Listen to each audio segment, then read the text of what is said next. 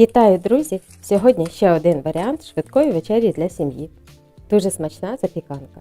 А головне, що готується за лічені хвилини, нічого не потрібно смажити. І отримуємо в результаті корисні соковиті овочі із фаршем. А якщо ось так із сметанкою, ви маєте це спробувати обов'язково. Для цього потрібна мені половина капусти. Якщо будете готувати із цілої капустини, тоді кількість продуктів збільшуйте. Далі більш детально розповім. Капуста підходить люба, яка є. У мене молода. Коли готую із капусти з зимових сортів, то обов'язково після нарізання приминаю руками, щоб вона стала більш соковитою. Капусту нарізаю довільно. Ось так. Усе. В зручну миску, в якій буду змішувати.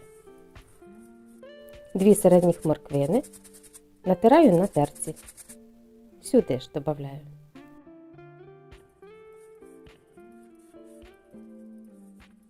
Одну цибулину теж дрібненько нарізаю до овочів. Додаю 500 г фаршу.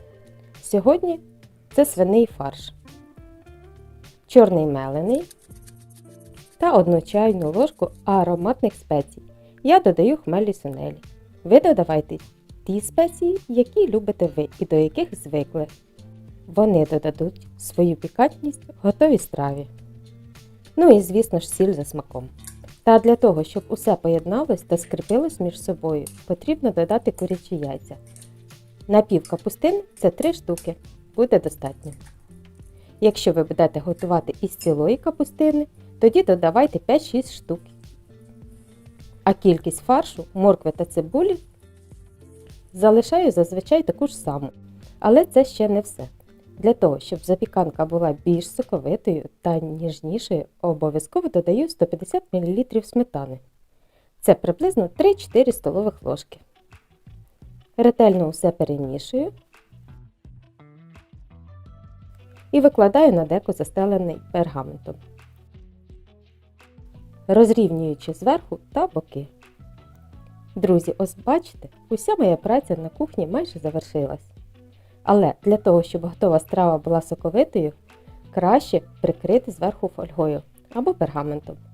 І випікаю в такому вигляді рівно 30 хвилин. При температурі 200 градусів. Режим конвекція верх та низ. Пройшло 30 хвилин. Подивіться. Усе тримає форму. Зверху присипаю трохи тертим сиром. Приблизно 100 грамів натерла. І ще на 10-15 хвилин до утворення ось такої рум'яної скоринки. Розрізаю на порційні шматки. Усі вже чекають своєї порції. Одним словом, корисна їжа. Запашні запечені овочі, соковита запіканка всередині та рум'яна сирна скоринка зовні. Обов'язково присипаю свіжою зелені, яка надасть такій запіканці свіжість та трохи сметани. Усі продукти прості та доступні. Готуйте, експериментуйте. Впевнена, що це смачно. А вам рекомендую однозначно. Буду рада зворотньому зв'язку та вашим відгукам. Усім бажаю смачно їсти, бути здоровими. Усім пока і до нових цікавих відео.